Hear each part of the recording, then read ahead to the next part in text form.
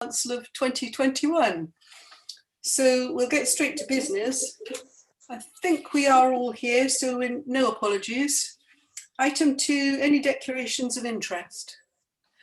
I can see Councillor Paul, Councillor Farmer, Councillor Scriven, Councillor Roger Butterworth, Councillor Ellis. So you're not all actually possibly on the same thing. Okay, so we'll start again. Councillor Paul. Yeah, I think this will cover the district councillors, a non-pecuniary interest in matters relating to Offensted Park as a district councillor. Thank you. Does that cover the other district councillors who raised their hands? Yeah, same for me. Thank you. Madam Mayor, I think in my case I should also declare that I'm chair of the Rotherham Park Management Committee, which is a committee of St Albans Council. Thank you. And Madam Mayor, I'm also on that committee, so I've got to declare a non-pecuniary interest. Yes, Okay. I'm on the committee as well, Okay. I think. I saw Councillor Scriven, then Councillor Ellis.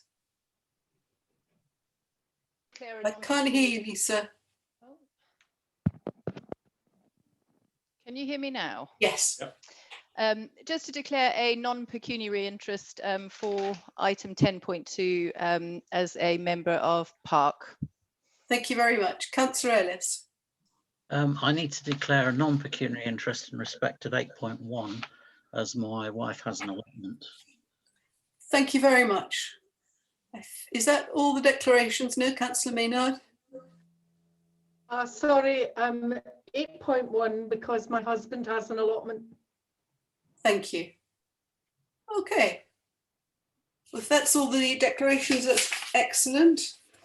The next item is item 3, Mayor's Report and urgent items. The first thing I'd like to say is thank you so much to everyone who joined in the quiz on Friday. I hope you enjoyed it. And a huge thank you to some of you who couldn't come along but donated very generously. So thank you very much. It made a big difference on the night. I think I'll just ask the town clerk to talk about some good news that he got today with regard to the town council. Yes, Madam Mayor, is that in relation to the testing centre? Yes. Excellent. So yes, Madam Mayor and Council, as you know, we have started this week to support the vaccination centre by hosting a testing centre at Park Hall. And thank you to the councillors that have stepped forward to volunteer on that. One of the good bits of news we've received today is that from quite a senior director in the NHS at least the regional level, they're very interested in the work that we're doing to support the vaccination centre, and we'll be utilising us as a good practice case study to share across the country elsewhere. So we provided them with some of the details of our procedures that we're doing and our general kind of ways of working, in the hope that the town council gets some good recognition for the work it's doing to support the centre. So some good news. Brilliant. Well done, everybody who's involved in it. The next item is public questions in accordance with Standing Order 22. Have we received any? None received, Madam Mayor. Thank you. And item 5, questions which have previously been submitted by members of the council. None received, Madam Mayor. Thank you. Which we'll go to item 6, nominations for Mayor and Deputy Mayor for 2021-22. I would like to start by nominating Councillor Paul Cousin. I'm absolutely delighted to do so. I think he'll do an excellent job. And I would like to reiterate that, Mayor, by seconding that recommendation. That's lovely. Thank you. Can we have a show of hands, please, on voting for the Mayor? That's lovely. That looks unanimous. Thank you very much. And now for the nomination for the Deputy Mayor. Thank you, Madam Mayor. I'd like to nominate Councillor Scriven. Thank you. And with seconder? Madam Mayor, I have pleasure in seconding that nomination. Thank you. Excellent. Can we again have a show of hands? Brilliant. That's unanimous. Thank you very much, everybody. So we'll go to item 7, the minutes. So we have the minutes of the council meeting held on the 24th of November. Is everyone happy for me to sign those as a correct record? Please indicate. Thank you very much. Do that now.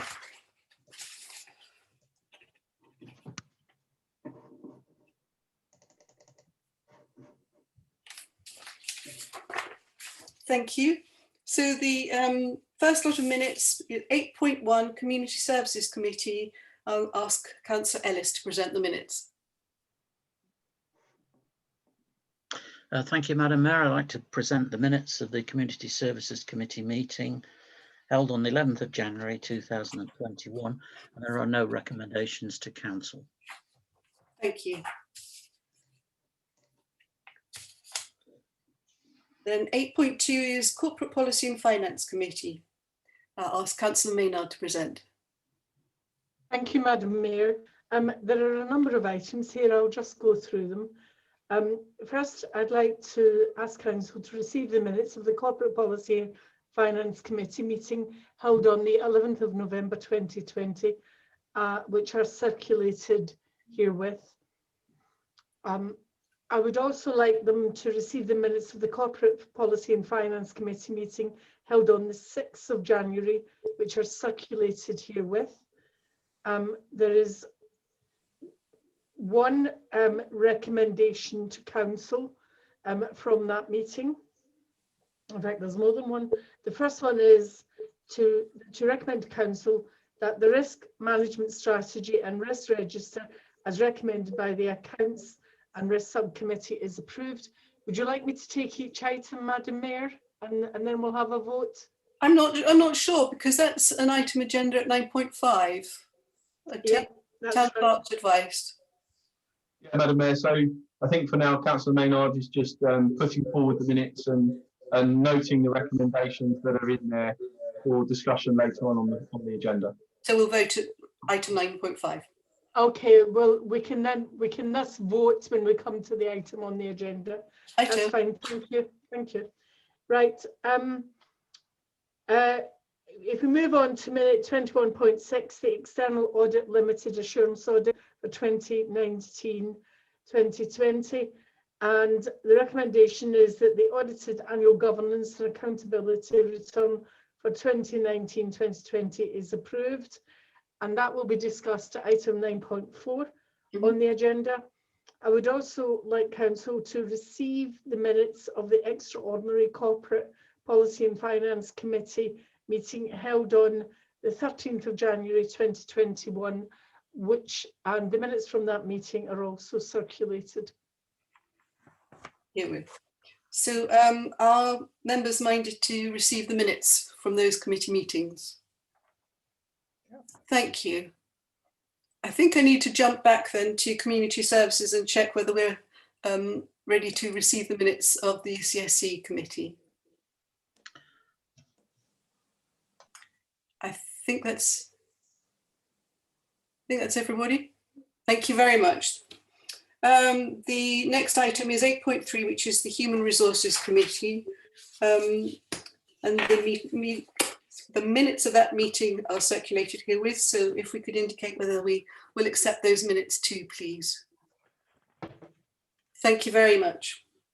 Now we go to item 8.4, which is the Planning Committee, and I will ask Councillor Farmer to present 4 lots of minutes. Madam Mayor, I'm pleased to present the minutes of planning meetings held on the 17th of November 2020, the 8th of December 2020, the 22nd of December 2020, and the 12th of January 2021. All these minutes have been previously circulated. Thank you. And are we minded to accept those 4 sets of minutes? Thank you very much. In which case we now go to item 9, officers' reports. The first report is 9.1, the Forward Planner and Resolution Tracker. Does anyone have any questions or comments on the Resolution Tracker? Oh yes, Councillor Cowley, and then followed by Councillor Hill. Thank you, Madam Mayor. Just a note that something that isn't included that will come to a May Council meeting is the youth engagement policy that was agreed by the Youth Engagement Party in our meeting in December. I'm not sure whether it's appropriate for it to go on the Forward Planner, but I just thought I'd raise it as a future item in case councillors were following the progress of that item. Excellent, thank you. And Councillor Hill. Yes, that's the point I was going to make. I've spoken to Councillor Brilliant. Okay, thank you very much for that. So with that additional piece of information, are we minded to accept the tracker? Yes, unanimous. Thank you very much. The next report, 9.2, is the Harpenden Neighbourhood Plan, the amendment. Does anybody have any questions or comments on this? Yes, Councillor Butterworth. Thank you, Madam Mayor. Maybe I'm being a bit dense, but I find it slightly difficult to follow. If it's only the correction of one area, I mean, obviously corrections are fine. I just didn't quite follow all the plans that were attached and whether they were all being corrected or the status of those. And I just appreciate a very brief explanation. I have no problem with making corrections. I just didn't feel I understood it fully. Town Clerk, please. Certainly, Madam Mayor. So I think the first thing I would say in regard to this report is we wanted to put it in front of Council to make you aware of this change that needs to happen. Whilst the Council is asked to approve the changes, essentially the District Council doesn't require us to do that. They are essentially notifying us that these changes are going to be made because legally they're incorrect. So in terms of the map, under enclosure 2, appendix 2 on page 31, this sets out 2 different coloured areas really that are the problem areas. So and I appreciate if you haven't got it in your screen, the colours might not stand out. So you've got the purple areas, which are areas that in our map were included as part of the built up area of Harpenden, when in fact they are actually Greenbelt. And there is a small browny yellow area which was included as Greenbelt, which is in fact part of the built up area. So essentially what's happened here is the errors have occurred at the point of drawing the lines around the map when we established our neighbourhood plan, whenever that was, a good few years ago now almost. So the error is some of the areas of the built up area were put into Greenbelt and some of the Greenbelt were put into the built up area. So this corrects that. So Appendix B on page 31 highlights the issues. The map on page 33 is what the correct boundary would look like. And the final appendix is just a set of various errors for each of the different section that's wrong, basically. Thank you. Councillor Ellis. Thank you. Having chaired the committee that oversaw the formation of the neighbourhood plan, it's a bit surprising that these were missed, particularly as we submitted the neighbourhood plan to the district planning officers. Did we not, Carl? Why has it sort of taken so long to pick these up? Yeah, Madam Mayor, so in response to Councillor Ellis, I'm not sure really. So clearly there's an error on the Town Council's part because we haven't seen the error. Clearly it wasn't picked up as part of the scrutiny from the District Council. So, and I'm not sure why it's been picked up now either. So I don't know whether there's been a planning application that's gone in relation to one of the areas that's triggered this thinking. So clearly, you know, we've missed something. We've missed the lines being drawn in the wrong place on the map. And for some reason, the district have now picked up on it, just probably part of their day-to-day business, I would imagine. Thank you. There are 2 recommendations to Council. 2.1, no, there aren't, there's just one. Apologies. 2.1, Council is asked to approve the changes to the Harpenden Neighbourhood Plan as per the appendices. Thank you very much. I think that's everybody. Thank you. And now we move to item 9.3, which is the business plan update. Town Clerk, is there anything you'd like to add to it? No, Madam Mayor, happy to take any questions. Do we have any questions or comments?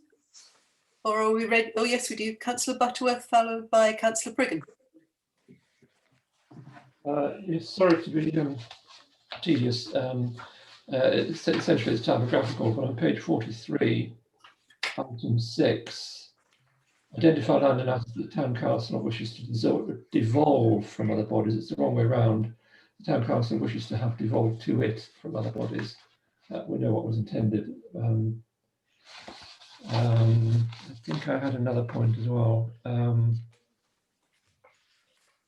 No, that's it. That's it. Thank you very much. Thank you, Councillor Priggen.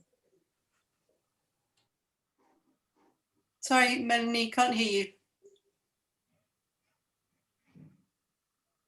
Sorry, this catches me out all the time. About point 8, plastic-free Harpenden. Obviously, just a comment really to bear in mind. I think we did really well on reduction of single-use plastic items in particular, which is all thrown overboard in COVID. You know, you can't not bring in your takeaway cup now in a coffee shop and all that sort of thing. So I think just a comment or a question perhaps to be extra wary of this once the pandemic is over, as a note that, you know, there's going to be all our good habits are having to be made undone because of the pandemic, and there's no other way around that. But I think we'll need an extra push once that's over. And then I had a question with regards to items 12, 13 and 14. They're about the transport and movement strategy, and they're marked in orange. I think it's orange.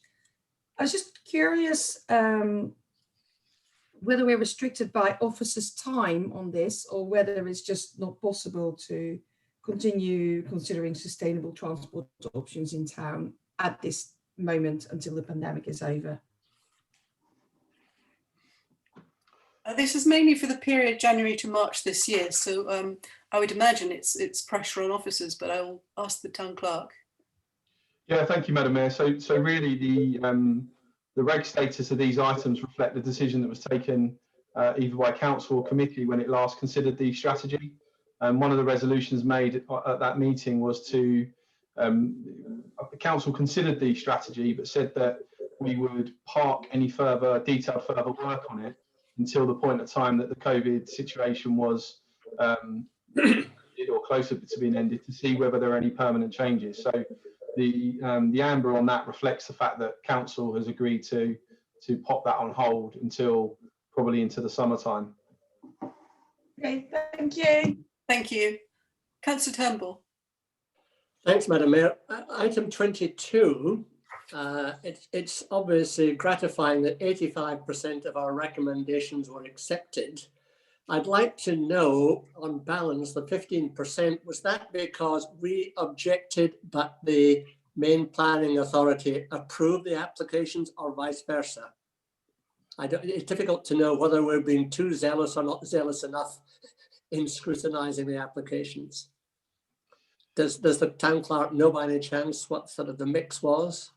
Yes, so Madam Mayor, so we are carrying out some further analysis on that 15%. So we'll circulate exactly what the breakdown is, but you'll be interested and maybe not surprised to know that a large percentage of that 15% is where the town council has suggested a rejection of a proposal, and it has been approved at a later date.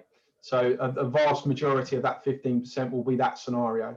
But we're getting the figures, and we will be sharing them with all councillors, but also periodically through the planning committee now, Madam Mayor, we're going to be taking these statistics. I believe we've committed every quarter or every 6 months. So it's a way of us for sort of tracking. It's a useful measure, I think, to see how things are tracked. But I would say majority are where we've rejected and they've been approved. Thank you. Councillor Paul. Being a bit picky on, being a bit difficult. Item 11 on page 45 again. The wording of the centre section, carrying comms. What does that mean? Is that a... Yeah, so Madam Mayor, so there's a word missing there. So we've been carrying out communications in relation to increase of littering. So it was, yeah, I guess it was communications, but yeah. So there's a shorthand there and a word missing. So essentially, what that reflects is there's lots of littering campaign work that committee have agreed. Much of that involves engagement with people, and given the stuff with lockdown, we haven't been able to do a lot of that. But we've been doing a lot across our social media channels. Certainly in terms of promoting some of those individuals that are out there that are really championing this kind of issue. Thank you. Any other comments or questions? No, in which case we'll go to the recommendation, which is 2.1, Council is asked to note the high-level updates against the business plan set out in Appendix A. Those in, yes, that's lovely. Thank you very much. The next item is 9.4, and this is the recommendation from Corporate Policy and Finance, which we have recommendation 2.1. Did Councillor Maynard wish to add anything to that? No, I won't. Thank you, Madam Mayor. Thank you. In which case, any other questions or comments? I would like to add one thing, which is a congratulation to officers for yet another exceptionally good audit. We've had an almost comment-free audit for several years, and it just shows the diligence and the good work of officers in achieving that. So I would like to put that on the record. Thank you very much. In which case, shall we go straight to recommendations? So Council is asked to approve the following recommendation from the Corporate Policy and Finance Committee. Minute 21.6, External Audit, Limited Assurance Audit, 2019-20. That's it. And I think I've got everybody. Lovely, thank you very much. Item 9.5. This is the recommendation from Corporate Policy and Finance, the Risk Management Strategy and Risk Register. Again, Councillor Maynard, any comment you'd like to make? No comment on this, Madam Mayor.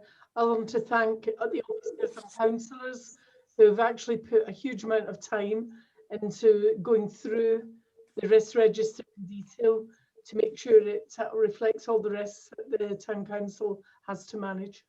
Excellent, thank you for that. And Councillor Butterworth.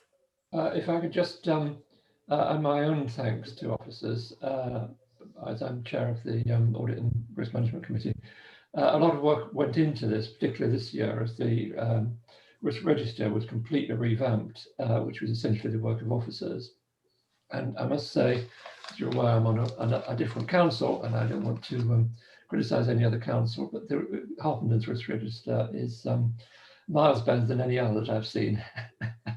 And it's very impressive and very detailed. And actually, it does the job. Sometimes it's possible to produce something which it looks like boilerplate and is pretty useless, but this is actually, it seems to me to be a very useful document. So thanks again. Thank you. Are we ready to go to the recommendation? Oh no, Councillor Cowley. Sorry, Madam Mayor, I was voting early. That's all right, that's okay. So the recommendation is we're asked to approve the following recommendation from the Corporate Policy and Finance Committee, minute 21.3, Risk Management Strategy and Risk Register. The Risk Management Strategy and Risk Register, as recommended by the Accounts and Risk Subcommittee, is approved. That looks like everybody again. Lovely, thank you very much.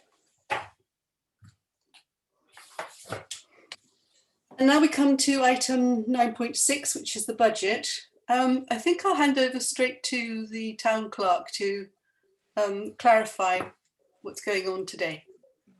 Yeah, thank you, Madam Mayor. So the first thing to say, when I prepared my few bullet points around lunchtime, actually some of that has changed, as hopefully all councillors have seen my email later on this afternoon in relation to some information provided by the District Council. So I just wanted to make a few points in relation to this particular budget item. And firstly, that the item starts on page 73, and apologies, the Appendix A is the table on page 79. That heading seems to have dropped off of the pack, so apologies if there was some confusion on that one, understandably so. Quite deliberately, this report pack includes all of the reports that went through CPF earlier this month. Now that's really important for the context, so that all councillors are aware of that, but also so that we can clearly demonstrate the audit trail as to how we've got from the decisions taken from committee in September, October, through to the proposal that's in front of council now. You'll see that within there that the proposal in front of you leaves a budget gap of £120,000, which is covered through a mix of earmarks and capital reserves. However, my email early on this afternoon sets out an alternative option for that now, which could lower the use of reserves. It's important to say that any use of reserves will be considered by committees likely in March, once we've carried out some further officer analysis on the types of works that can be funded using those different reserves. As I said before at previous meetings, we are able to utilise our reserves in the way that's being suggested, but it isn't the most sustainable long-term approach to budget setting. We do still have many unknowns in regard to our commercial income. I know this is something that the CPF committee have considered a lot in their discussions. And the plan is that any shortfall in the estimates that create a deficit at the year end would be covered by general reserves. At the time of writing my notes for this, the District Council were planning to remove £3.20 off the special expense. But as you will see from my email earlier on, it turns out that figure is incorrect, and the figure is actually £6.42. I'd just like to make the point again, I know I've made this before, that money does not automatically come to the Town Council. It only comes to us if we raise our precept by that same level. And the final thing I'd just like to say is that in terms of the medium-term forecast, they aren't concrete figures, but they do give a very good indication of the position in the next 2 years. And I just wanted to flag and just to remind Council that there are a number of assumptions in there. Firstly, that we're assuming the tax base will increase. Sorry, Town Clerk, could I just interrupt you just for a second? Could I ask those councillors who are not muted to mute themselves, please? That would be very helpful. Lovely, thank you very much. Sorry to interrupt. No, it's fine, Madam. There's a bit of echo, wasn't there? Sorry. So there's three assumptions basically that's included in there. Firstly, that the tax base will return to previous levels, and there'll be the tax base will increase. There'll be a return to closer income levels than we've seen previously, and finally that there's a new income source within there which relates to the 3G pitch. Because there's an opportunity within there to bring in revenue for the council. So the medium-term forecast does include those kind of assumptions. And the final thing to say is that once approved this evening, we'll be notifying the District Council of the precept level for next year, and that will go into the motion of the council tax bills that go out in the next couple of months. Thank you very much. Can I just check, did everybody manage to read the Town Clerk's email this afternoon? Are we all on the same page? Excellent, thank you very much. Do we have any comments or questions about the budget? Councillor Drake. Thank you, Mayor. The Town Clerk is quite rightly in the report mentioned the question of the utilisation of the reserves. And I'm glad he referred to that in his opening comments as well. And it's obviously important to remember in deducting a large sum of reserves from the numbers that whilst the committees will have some freedom to make some decisions, there will have to be at least whatever number we settle for the reserves in order to balance the budget. And secondly, there are limitations on what those reserves can be used for, and we'll have to work within those restrictions. The point that I'm more concerned about, again, is something the Town Clerk alluded to, which is the level of general reserve, which is currently at about 6 months of gross income, about 4 months of gross income, 6 months of gross income, about 6 months of precept. That's right, 4 months of gross income, 6 months of precept. So quite clearly, if there is any shortfall on the commercial income assumption during 21-22, then there would be an erosion of those reserves.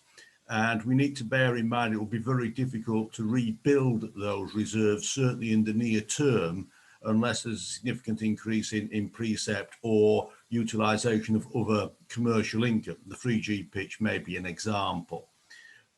So when we're also saying medium-term strategy, that the numbers are concrete, they are also still liable to erosion from any shortfall that may continue to arise from the pandemic into the next 2 years.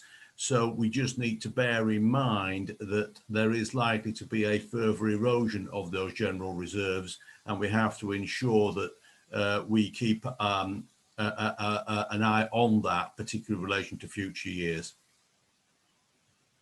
Thank you. Councillor Turnbull. Thanks, Madam Mayor. I would just like to make the general observation, particularly when you look at the anticipated, I accept the draft at this stage, estimated expenditure for 22-23 and 23-24. It may well be looking forward, we've got to cut our cloth to fit the appropriate circumstances. And while one might have a wish list as to how we'd like to spend money, we may have to work the other way around and not work from bottom up in looking at our budgets, but looking at top down by setting amount we have to spend and then allocating how that is spent further down the line. Because I am concerned the next few years are going to be very, very hard. And I think potentially there are going to be problems. We're going to have to take some very hard decisions.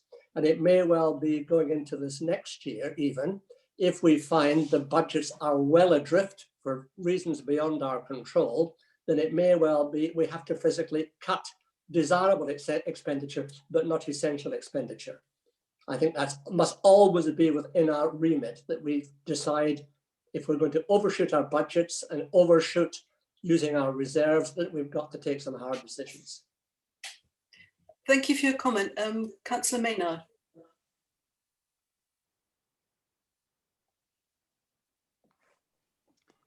Thank you, Madam Mayor. I would just like to support Councillor Turnbull and what he said, and perhaps just a point of process. One of the things undertaking the budget exercise over the last few months has shown is that we do have a flaw in our budget setting process, in that different committees initiate projects, and the cumulative revenue and cost impact of those projects is not fully understood until we move into the budget process. But by the time we move into the budget processes, the projects have been agreed. And so when you get the cumulative project impact, it could be quite substantially higher than anybody had appreciated. Now, it's not happened in the past, even though we've operated the same process, because we were not quite as ambitious in our thinking, and as we have been over the last couple of years. I think what this has taught us is that we need some form of feedback mechanism, so that a cumulative project log of some sort or a portfolio model is kept, so that every time a committee is making a decision about a specific project, they know two things. One, what their a target budget for projects is for the year for their committee, and two, what the cumulative position is to date at any point.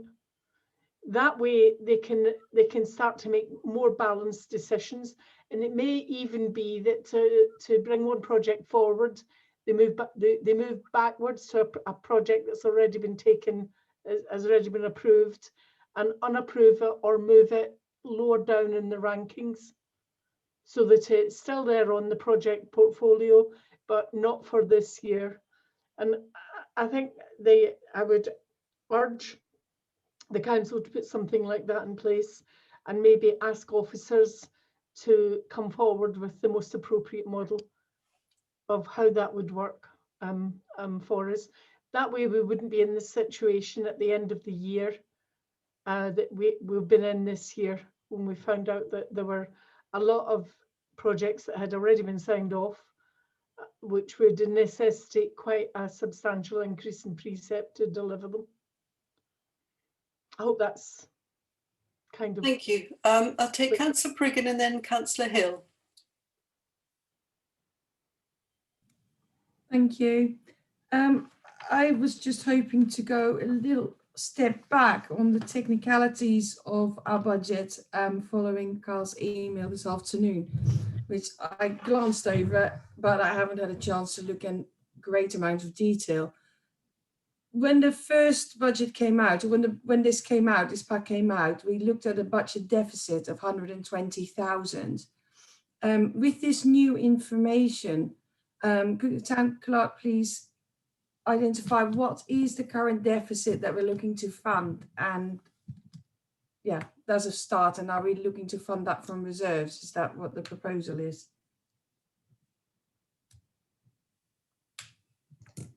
Yeah, Madam Mayor. So the proposal on paper in front of you is there's a gap of 120,000. Yeah. If in light of the information this afternoon, the council wishes to utilise the additional funding that is coming off the district special expense, you'd be looking to take our precept up to 12.91%, which is the same net increase as 8.6 that we thought was in the papers.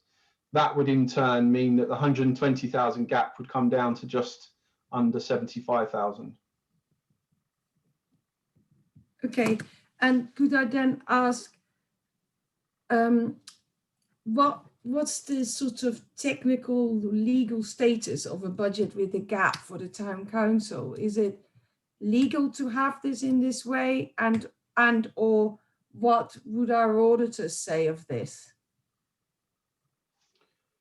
So, Madam Mayor, when we refer to a gap, we're talking about a gap in in between the budget and the precept level and the income that we're taking. This evening, if that gap, council are deciding that that's going to be closed by reserves. So, in taking the decision this evening, there isn't a gap. So, what it is you're deciding upon the makeup of how we get to the overall budget. So, setting a precept at 8.6% gives us a gap of 120.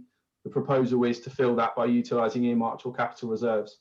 If you utilise the more of the funding that's been, I guess, found this afternoon, then that gap or the use of earmarked reserves or capital reserves would come down to 75. But you're right in saying that what the council couldn't do this evening is agree a budget that didn't have a way forward as to how the council would fund the gap, if you like. Okay. Councillor Hill and then Councillor Court. Thank you, Chair. Yeah, so I was in the CPF meeting a couple of weeks ago, substituting for Councillor Breggin, and we had the discussion about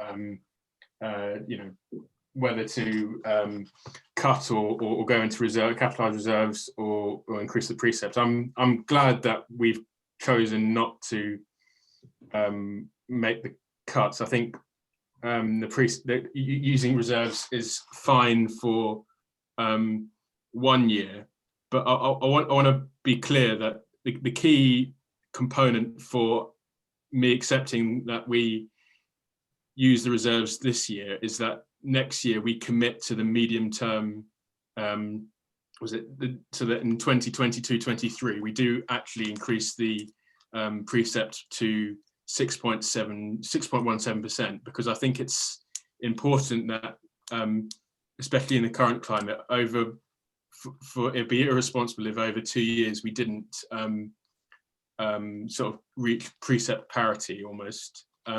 So yeah, this is fine, but we've got to see this almost as a 2-year commitment, so that next year we don't sort of try and sort of delay that precept increase then. And then I have got one question. It's kind of a question. It kind of needs, I might need to sort of step through it with Carl and Daniel. So if we take option 2, which I think is the best option, you say we get we then have to fund 75,000 from earmarked reserves, or from reserves either earmarked or capital. So I assume that based on the information on page 93 to 101, most of it was the expenditure I would assume that would come from Commons and Greens. And I suspect that in the earmarked reserves currently, we've got 38,000 set out for Commons and Greens. So that would leave, so if we assume that most of the 75,000 of the reserve needs to come from spend on Commons and Greens, which I think most of it will, then that leaves 37,000 either for capital reserve, which we know we can't use on everything, but or it means reallocating, I assume it means reallocating other earmarked reserves, which is on the table in page 91. And so my concern is that if we, because of this needing to go into earmarked reserves, I'd be concerned we reallocating things like staff training and staff resources to fund commons and greens. But yeah, that's just because I'm not sure everything can be funded by either the earmarked reserve we've got for commons and greens or the capital reserve.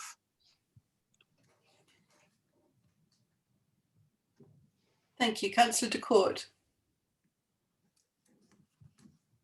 Firstly, I concur with what Councillor Hill said, that for me, option 2 is the only option that shows good governance in terms of dealing with, as the town clerk set out in his email a couple of hours ago, dealing with the medium-term situation, which is a hole that we can't continue to fill with reserves. I totally go along with the idea that in principle, using reserves this year in the difficult times that we couldn't expect is a reasonable thing to do, but it's not reasonable to plan for that going forward, particularly as we're draining our reserves this year. So with that in mind, I'm following up on the 75,000 that we need to allocate, and it seems to make a lot of sense given the fact that we have programmes in Batford Springs and the Common in our plan, that the earmarked reserves of 38,000 for commons and greens are utilised to that, which takes the number down to a much more manageable figure of 37,000K. And although I appreciate that can't be resolved today, I would have grave concerns if we actually looking to use the capital receipts money, which I think is out there as an option, to fill any of that remaining gap, unless, and this is something I would like to hear from the town clerk, unless, for example, something like the 3G football, which we've already committed to, we're just talking about taking an early sum out of that, capitalising an early sum, because we know it's makes progress through the year. Just to finish, otherwise, if we're taking it from the unallocated capital receipts, we're effectively carrying out the very detailed RAG process that we carried out towards the start of the year, and we'll need to go through that again to be to really have good governance about this.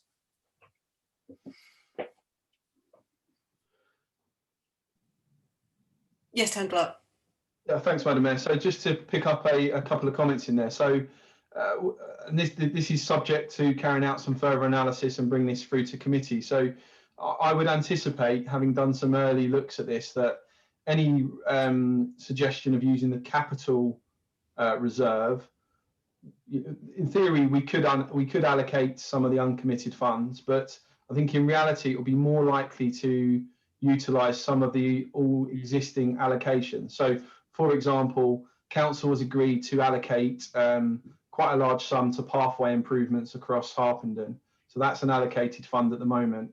When we look at some of the improvement works that have to happen in our open spaces, some of those are pathway improvements. So if we are able to ensure that that is capital work, then I think the suggestion to committee would be to release some of the already allocated capital reserve for pathway improvements to carry out some of that works. So in theory, we could look to suggest allocating uncommitted funds, but I don't think on my first analysis we would need to do that. And then to come back to Councillor Hill's point, Madam Mayor, if that's okay. So in terms of earmarked reserves, having said what I've just said there, we do think that there's quite a good balance and a mix between the two that we can achieve, but we do need to carry out some further analysis.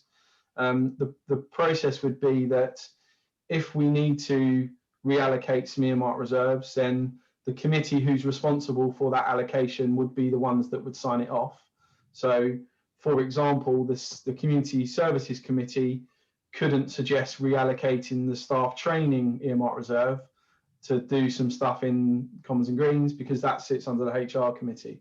So we think there are, though, earmarked reserves within CSC and within CPF that have some flexibility. So we would look to, first of all, spend the earmarked reserves as they're written out, but secondly, look to reallocate. And I think the mix between what I've just said in terms of capital reserve and the earmarked reserve should get us to the £75,000 if you go forward with option 2. Thank you. Can I get some sense how many people are interested in following option 2? I think that looks unanimous. Councillor Ellis, you did have your hand raised if you wanted to make a comment. Thank you, Madam Mayor. Just moving back a few steps, I think the idea that Councillor Maynard put up and that I think Councillor Turnbull was referring to, of this idea of a feedback mechanism, so that each time, let's say, community services looks to approve a particular project, that we look at where we are on the existing projects, and so that the annual aggregate of spend does not exceed the budget, if you see what I mean. I think that is the sort of thing that would happen in commercial practice, and I think it's a good idea, and I think it's something we should look into very carefully. Thank you. Councillor Turnbull, did you have your hand up? No. Okay, sorry. Councillor Butterworth. Yes. On that same theme of the Councillor Maynard's suggestion, endorsed by Councillor Ellis, I'd like to endorse that as well. And though we perhaps don't need a formal resolution tonight, I'd just like acknowledge there's an understanding that process will be looked at along the lines that's been suggested. Thank you, Madam Mayor. I'm sure that'll be covered in the minutes, Town Clerk. Yeah, Madam Mayor, we can pick that up as an action rather than requiring a resolution. So we certainly heard that, and we can bring forward some options as to how we achieve that. I do think that we're doing some of it already, but it might be in separate reports at committee. But we'll certainly set that out for you at future meetings. Thank you very much. Are we ready to go to the recommendations? And if we are, I think we need to alter the recommendation for 2.1.2. But if there are any questions in the meanwhile, please. Yes, Councillor Hill. Thank you, Madam Mayor. There was just one sort of, because we've been talking a bit about sort of general process and governance leading up to how council sets the budget. One thing that I've been concerned about, and I was concerned about it when I sat in at CPF, was when CPF made resolution 3, which you can see on page 74, where it said that we didn't need to use it, but if the precept can't be set at a level lower than 10%, this concept of delegated authority I'm a little bit uncomfortable about. I appreciate that, because I tried to make a suggestion that Community Services Committee might be able to look at the recommendation from CPF if there was going to be any changes to its budget. I don't say it as criticism of either chair of the CPF or Community Services Committee, but I think if we're looking at how we do this in future years, I feel like it would be good if Community Services Committee could have a look at some sort of early draft. I mean, I know it's unusual for policy committee to sort of change the first officer recommendation, but I feel like any recommendation coming to council, especially on something as big as the budget, shouldn't really be left to delegated authority of the chairs if we can avoid it, because we are really a committee-based organisation. Yes, thank you. Councillor Butterworth. Thank you. On that particular point, I'd like to point out to Councillor Hill, if I may, respectfully, that it's authority to make suggestions, so it's not really much of an authority at all. And despite the formality of the way it's written, I would normally expect some degree of consultation depending on the circumstances and the time available, remembering that this was written to cover something that would have to be agreed, if at all, in a short time scale. So it's not necessarily a precedent for doing anything else in the future. So I don't share the concern. Thank you. Okay, thank you. Councillor Court and then Councillor Maynard. Just want to pick on the point made by Councillor Butterworth. I'm afraid I disagree with him. I know that it was a very short-term decision here, but we saw, for example, when we were talking about the capital receipts process, we put a small group together of the chairs of committees who brought forward a whole set of proposals in the red, amber, green mode, and that immediately set the tone for what we could vote on and decide. And I wasn't happy about that at the time, and I thought it was undemocratic and went outside our full committee process, and therefore I support Councillor Hill's general concerns on this point going forward. Thank you. Councillor Maynard. Just a point on Councillor Hill. If we initiate the change and start to consider budgets at the top-down, bottom-up approach, where you have an interaction between targets set and the individual sort of decisions that are taken, it would mean that the necessity for this sort of short-term action would disappear, so it would never happen again. So I can that would be some comfort to Councillor Hill, perhaps. Thank you. The second point for Councillor Decourt is that sometimes actions have to be taken very quickly, which means that the whole committee structure would find it difficult to go into a situation where you have to have several committees coming together again when you have an absolute hard deadline in a very short period of time. And actually no decision is being taken by either any individual working group or indeed by the committees, individual committees on the budget. The only group that can take a decision on the budget is this group, and that's what we're discussing tonight. So, you know, this group is the budget setting group. Corporate Policy and Finance only sends some recommendations and working to this group, but this group can make any decision it likes on it. Okay, thank you. Councillor Butterworth. No, sorry, Councillor Turnbull. Thanks, Madam Mayor. On a general point, going forward with what I call the top down rather than bottom up, my reaction is that we as a main council level should be almost agreeing the level of expenditure we anticipate going forward 2-3 years, not just 1 year, 2-3 years out. It's not a budget, it is merely an indication of what we think the level of expenditure should be. And then we tell the individual committees, we think for in 1 year, 2 years, 3 years ahead, you will have an amount of X to spend.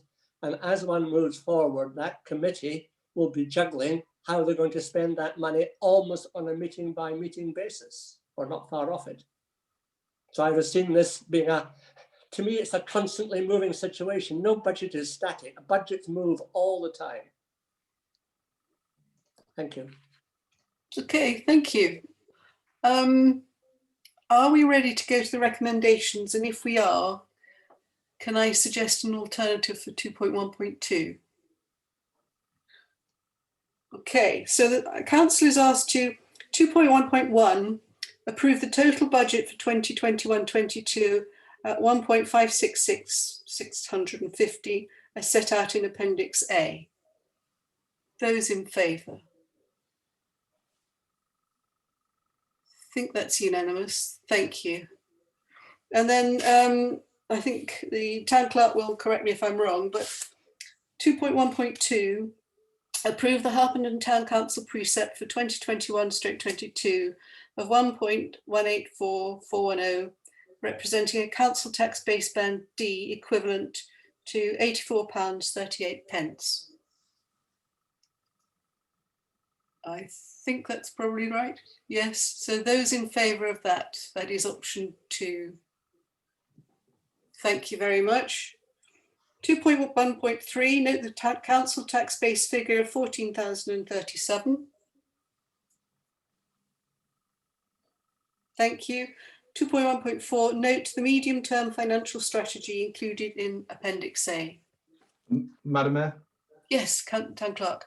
Sorry, Madam Mayor, just to add on that one. So in light of taking the decision on 2.1.2, just to note that the Appendix A, the figure for next year now changes to 6.17% as opposed to 10.39. Just to clarify that, just ahead of your vote.